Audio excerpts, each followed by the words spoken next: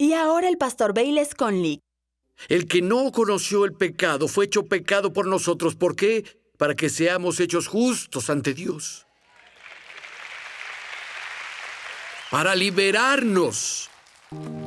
Hay muchas preguntas con las que nos enfrentamos a diario. Todos buscamos respuestas que harán una verdadera diferencia en nuestras vidas. Es difícil imaginar que esas respuestas están justo frente a nosotros. Prepárate para encontrar respuestas en la Biblia con Bayless Conley. Hola amigo, bienvenido a la transmisión de hoy.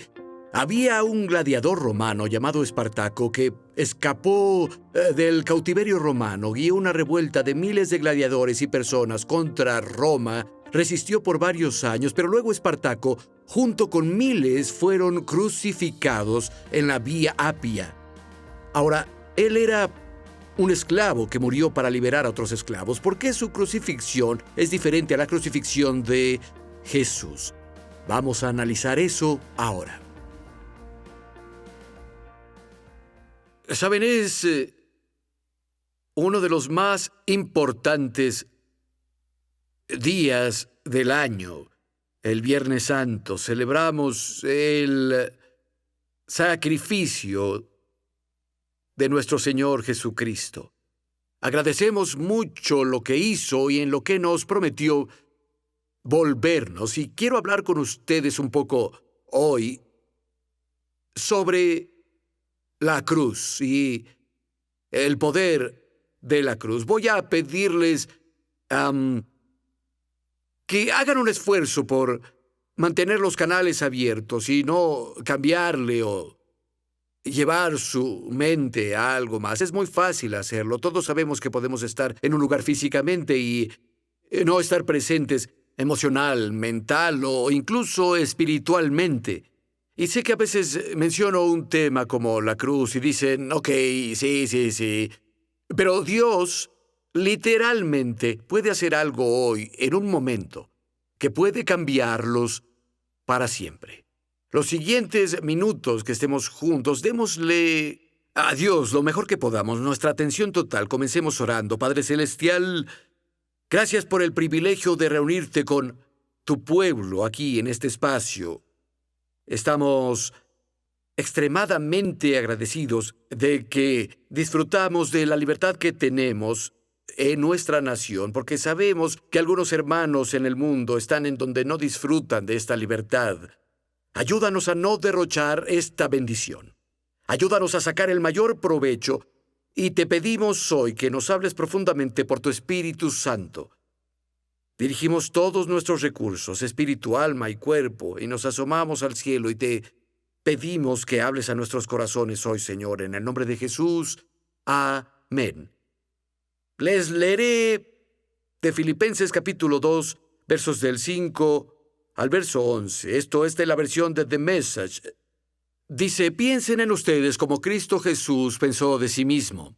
Tenía un estatus igual a Dios, pero no pensó mucho en sí mismo, como si tuviera que aferrarse a las ventajas de su estatus a pesar de todo. Para nada. Cuando llegó el momento, hizo a un lado los privilegios de su deidad y tomó el estatus de esclavo y se volvió humano. Habiéndose vuelto humano, permaneció humano. Fue un increíble proceso de humildad. No reclamó privilegios especiales. En lugar de eso, vivió una vida abnegada y obediente. Y luego murió una muerte abnegada y obediente. Y el peor tipo de muerte que hay, el de crucifixión. Por esa obediencia, Dios lo levantó y lo honró más allá que a nadie o a nada nunca, para que todas las cosas creadas en el cielo o en la tierra, incluso todos aquellos que murieron y fueron enterrados, se inclinaran y adoraran a Jesucristo, y lo llamaran con alabanza, siendo el Señor de todo, el honor glorioso de Dios Padre. ¿Por qué en toda generación, desde el tiempo de la crucifixión de Cristo, las personas han clamado en adoración por la cruz? ¿Por qué evocó tal respuesta? Después de todo, Jesús no fue la primera persona en ser crucificada. De hecho, el día que lo crucificaron, había 2 hombres crucificados a su lado. Los romanos habían crucificado a miles antes de crucificar a Jesús, y crucificaron a miles después de él. De hecho, aproximadamente 100 años antes de que Jesús naciera, un antiguo gladiador romano llamado Espartaco fue crucificado. Y algunas personas dicen que su muerte fue algo muy noble. Era un tracio que fue capturado por los romanos y obligado a pelear como gladiador para entretener a las masas. Pero escapó con otros 7 gladiadores y más esclavos se unieron a la rebelión hasta que había unas 70,000 personas siguiendo a Espartaco. Y se resistió a la poderosa Roma por varios años y ganó muchas batallas decisivas. Finalmente, sin embargo, fue capturado y fue crucificado junto con otras 6,000 personas a lo largo de la Vía Apia por los romanos. Y puede decirse que fue un hombre a quien crucificaron al buscar liberar a las personas. Aunque temporalmente liberó a algunos de la atadura física de la esclavitud, nunca pudo liberarlos de la más grande esclavitud en sus vidas. Él no pudo liberarlos de la esclavitud del pecado, porque en eso él mismo era un esclavo también. Todas las personas en el mundo son esclavos de la naturaleza y los efectos del pecado. Llega hasta el jardín del Edén. Adán y Eva transgredieron y Dios les dijo: escuchen, todo es suyo, lo que quieran, de una sola cosa clamo derecho exclusivo. Yo decido lo que está bien o mal, qué es pecado y qué no. Lo llamo el árbol del bien y el mal y es mío, pero si violan esa única cosa, ese día morirán. Y Adán y Eva decidieron que querían ser como Dios. Dijeron: decidiremos solos qué está bien o mal, y ese día ellos fueron separados de Dios, que es una muerte espiritual. Como resultado, muchos años después murieron físicamente también, y la razón por la que nos importa es que la Biblia dice en Romanos capítulo 5, como ellos fueron los precursores de la raza humana, el estado de separación de Dios o muerte espiritual pasó de Adán y Eva a toda la raza humana. Y saben, va más allá de eso, porque todos lo seguimos también. Cada uno de nosotros personalmente pecó contra Dios. No solo es culpa de nuestros ancestros. Todo el mundo, dicen las Escrituras, es culpable ante Dios. Todos los hombres y mujeres están separados de Dios por el pecado. Isaías 59:2 dice: son las iniquidades de ustedes las que los separan de su Dios. Sus pecados lo llevan a ocultar su rostro de ustedes. Tenemos esas miles de personas en la historia que fueron crucificados. ¿Qué hace la crucifixión de Cristo diferente? Lo que la hace diferente es Cristo mismo. Jesús, a diferencia del resto de la humanidad, no era esclavo del pecado. Como leemos en el libro de Colosenses, Jesús hizo a un lado los privilegios de su deidad. Se puso sobre sí mismo el estatus de esclavo, aunque no era uno, y se volvió humano. Jesús era el único sin mancha de pecado. Él nació de una virgen y vivió sin pecado. Pero en la cruz hizo lo más impresionante. Se volvió nuestro sustituto. Romanos 6:23 dice: la paga del pecado es la muerte. Piénsenlo. Trabajamos bajo el pecado toda la vida. Y luego, cuando finalmente vamos a cobrar, nos da nuestro salario. La muerte física. La muerte espiritual, que es la separación finalmente eterna de Dios. Pero en la cruz Jesús fue con el que paga por nosotros. Alguien clamó: no es justo. Él no pecó, no tiene deuda. Pero lo hizo. De todas formas. Piensen en esto un momento, por favor. Tal vez conocen el ministerio de Juan el Bautista. Él era primo de Jesús.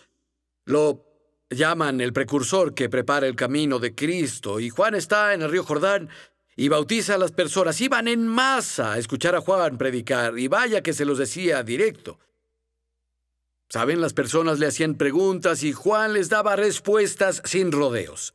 Y en ese bautismo venían y decían que fueron bautizados en el río Jordán, confesando sus pecados. Imagínense, Juan está ahí, tal vez tenía su mesa, tenía un marcador y tenía una pila de estas tarjetas que tienen una parte adhesiva con su nombre y decía, ok, tú, ¿cuál es tu pecado? Cometí adulterio. Adulterio, muy bien. Adulterio, ponte esto. Ve a la fila, espera por tu bautismo. Muy bien. El siguiente, vamos. Tramposo, sí, tramposo. Ponte eso, ve a la fila, prepárate para tu bautismo. Siguiente. Yo maté a alguien. Asesino. Ponte eso, ve a la fila, prepárate para ser bautizado. Siguiente. Chisme. Ponte eso. Siguiente. Yo tengo un problema con la lujuria. Sí, me lo imaginé. Lujuria. Bien. Escribe eso, sí, ahí en tu pecho, ve a la fila, prepárate para el bautismo. Siguiente. Ladrón, muy bien. Ladrón. Ponte esto. Y él seguía. Mentira. Avaricia. Y en todos los adhería y eran bautizados en el río Jordán, confesando sus pecados. Pero saben, el bautismo de Juan no se llevaba el pecado. Juan mismo dijo que todo su ministerio era para preparar el camino de la venida de Jesús. Y Jesús llegó, es completamente inocente. No tiene mancha de pecado.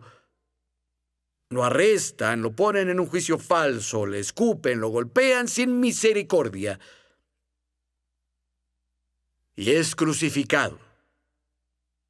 Cuando está en la cruz, básicamente dice, bueno, ven aquí, dame esa etiqueta. Puedes irte. Sí, ven, tramposo, dame eso. El siguiente, asesino. ¿Sí? Me llevo eso.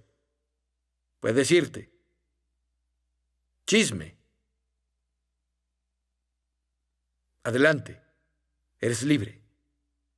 Lujuria. Dame eso. Ladrón. Lo tomo. Ven aquí. Sí, tú, ven aquí. Dame eso. Mentiroso. Sí, denme todas a mí. Avaricia. Y luego él muere en la cruz, bajo el peso de nuestro pecado, llevándose el castigo de nuestro pecado como sustituto. El que no conoció el pecado fue hecho pecado por nosotros. ¿Por qué? Para que seamos hechos justos ante Dios. Para liberarnos.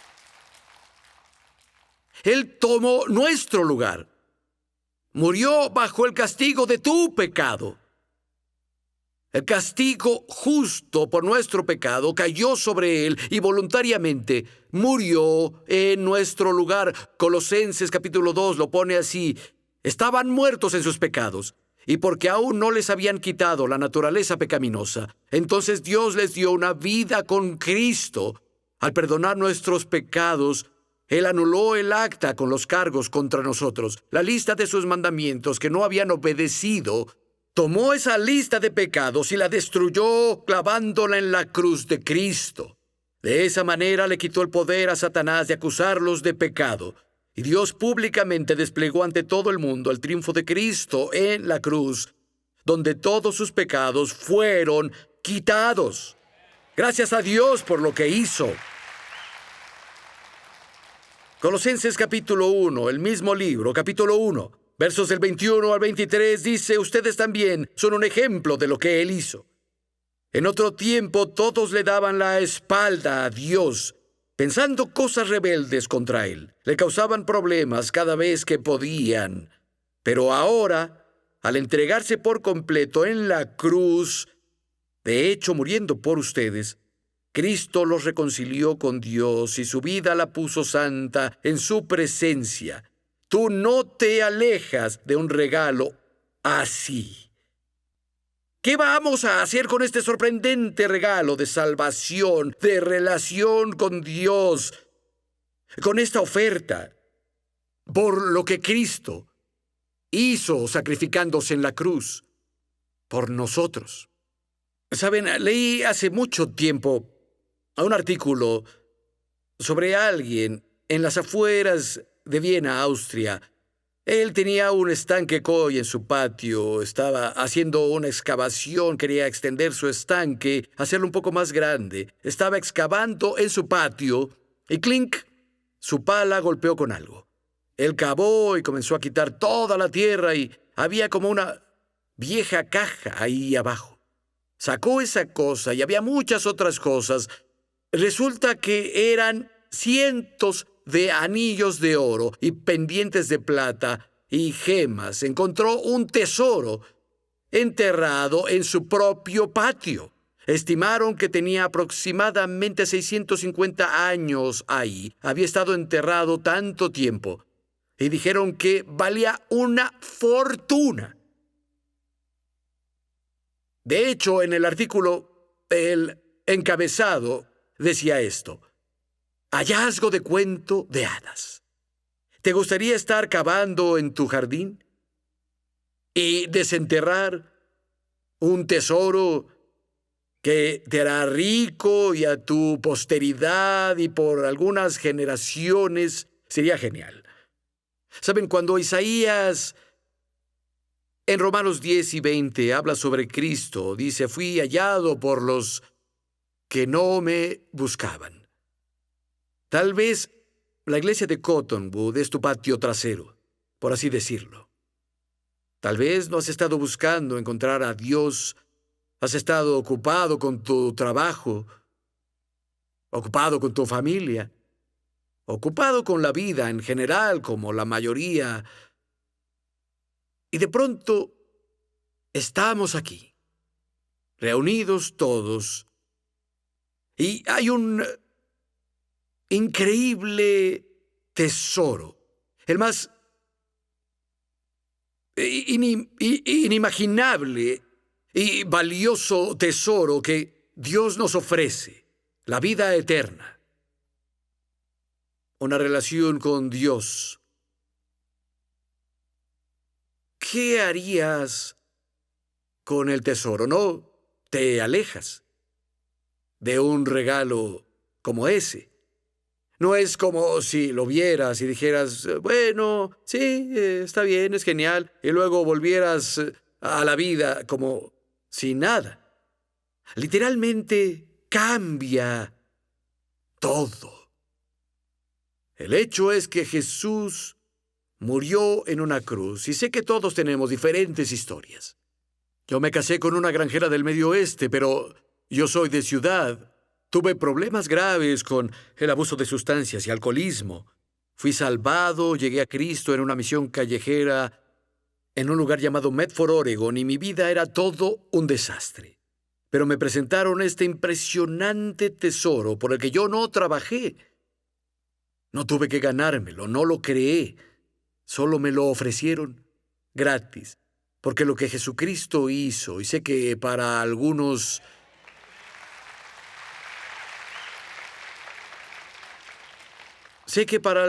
parece un cuento de hadas, pero no lo es. El perdón está disponible. Un nuevo comienzo está disponible, pero hay una cosa. La Biblia dice: si crees que Jesús murió en la cruz por tus pecados en tu lugar y que Dios lo resucitó de los muertos, si lo confiesas como Señor de tu vida, Dios te lleva a esta relación que la Biblia llama salvación. No se trata de un ritual o una ceremonia, o un montón de reglas y reglamentos. No me iría bien con eso. Es una relación, se trata de traer vida de adentro a afuera. Dios cambia las cosas por dentro y las saca al exterior. Y comienza cuando queremos confesar a Jesús como Señor, les daré una ilustración de lo que significa. Por un momento, imaginen que su vida está representada por un auto. Puede ser cualquier auto que quieran. Puede ser una camioneta Ford 1949 o un Mercedes nuevo, un Ferrari, lo que sea, Volkswagen. Solo su vida está representada por un auto. Esta es la gran pregunta. ¿Jesucristo está en el auto de tu vida? Algunas personas dirán, no, no está en el auto. Es genial ser honesto. ¿Está o no está? Otras personas dirán, bueno, sí está en el auto, pero lo tengo en la cajuela. Para muchos que nos están viendo ahora sería el maletero. Sí, Jesús está en el maletero. Lo tengo en el maletero. Nadie sabe que está ahí. Pero si hay una crisis, corro al maletero y en un instante dejo a Jesús salir del maletero. ¡Ayúdame, ayúdame! Y en cuanto a la crisis termina, ahora vuelve al maletero. ¡Pac! No hablo con él, la vida continúa, vivo mi vida como quiero, pero si llega otra crisis, ya sé a dónde ir. Está en el maletero. Eso no es muy honroso. Otras personas dicen, sí, está en el auto de mi vida, pero en el asiento de atrás. Y ocasionalmente lo reconozco, de vez en cuando veo por sobre mi hombro, hola Jesús, pero yo voy a donde quiero ir y me paro cuando quiero parar, giro donde quiero girar. Está en mi vida, pero está en la parte de atrás. Otras personas, es un poco mejor, dicen, bueno, está en el auto de mi vida, pero está en el lugar del copiloto. Y honestamente tengo una relación abierta con él, hablamos, no me avergüenza que esté en el auto. Las personas ven que está en mi auto, saben que lo conozco, pero la verdad es que yo conduzco. Determino a dónde voy, cuándo paro, cuándo me quedo. Escuchen, hacer a Jesús el Señor. Es decir, Jesús, voy a quitarme del asiento del conductor y te invito a que tú conduzcas.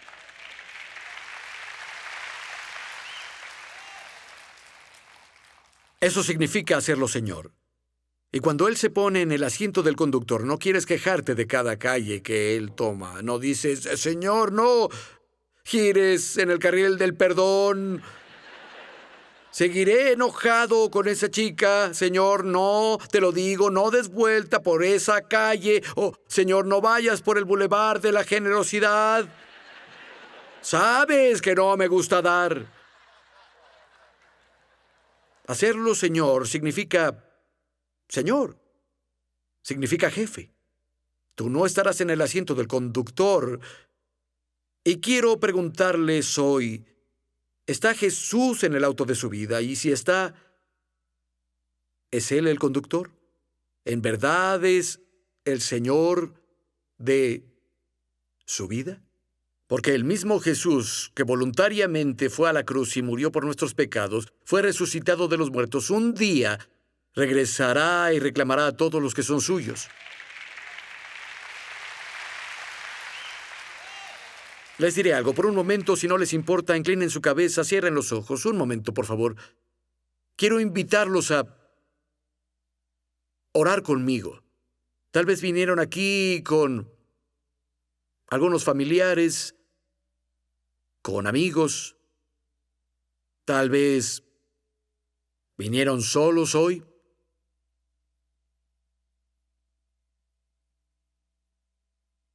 Pero están aquí. Y si se sintieron forzados a venir, alguien los hizo sentir culpables para venir a la reunión de Viernes Santo, nunca vas a la iglesia ningún otro día del año. O tal vez alguien los sobornó con una comida, quién sabe. Pero vinieron.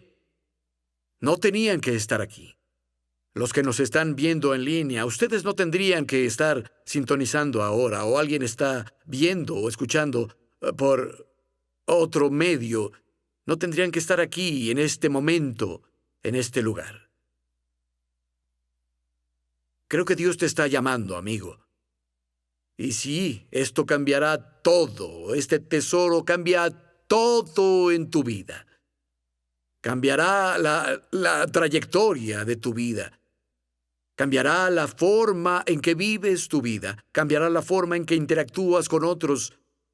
Honestamente, si Cristo en realidad vive en tu vida, si tienes una verdadera relación con Él, las personas se darán cuenta. Van a saber. No necesitas ser un agente secreto cristiano. Quiero invitarte a orar conmigo ahora. Puedo darte palabras para eso, pero solo son palabras vacías, sin un corazón sincero respaldándolas. Y donde sea que estés sentado ahora, donde estés viendo, si oras estas palabras conmigo y se las dices a Dios, le pones el corazón a la oración y eres muy sincero, creo que Dios te encontrará y tu vida cambiará. Oremos. Oren, Dios. Oh Dios, vengo a ti. Humillo mi corazón en tu presencia. Gracias por amarme mucho, que enviaste a tu Hijo a morir para pagar el precio por mis pecados. Jesús, gracias por ir a la cruz. Gracias por llevar mis pecados para que yo fuera libre. Ven a mi corazón, Jesús. Te confieso como el Señor y Salvador de mi vida. En tu nombre oro. Amén. Fantástico. Quédense al final del programa para recibir palabras de inspiración del pastor Bayless. Amigo, me alegra que nos acompañaras y quiero animarlo. Hazlo un hábito de vida. Las cosas que hacemos constantemente nos cambian. Así que solo anótalo en tu teléfono, en tu calendario, donde sea, que vas a ser parte de nuestra transmisión cada vez que esté aquí. Si quieres más, si quieres profundizar más, ve a nuestro canal de YouTube. Tenemos muchos recursos ahí. Y yo volveré solo en un minuto con una reflexión que creo que te bendecirá inmensamente. Hoy voy a animarte, amigo, con algo que es muy importante para tu vida, algo de lo que necesitas empaparte, algo que debes comenzar a practicar constantemente. Esfuérzate por ser generoso siempre. Servimos a un Dios muy generoso. Él dio lo mejor de los cielos para redimirnos. Las Escrituras dicen en el libro de Proverbios que el alma generosa será bendecida. Hay bendición unida a la generosidad, pero la bendición más grande viene con lo que pasa en tu corazón. Una transformación interna comienza cuando das y ayudas a los otros. Jesús dijo, es más bendecido dar que recibir, porque eso nos cambia por dentro. Entre más tiempo pasamos con Dios, creo que más generosos nos volvemos. No vivas una vida con los puños cerrados, sujetando cosas. Abre las manos y da tu tiempo, da tu talento, da tu tesoro. Vive generosamente. Entren a respuestasbc.com.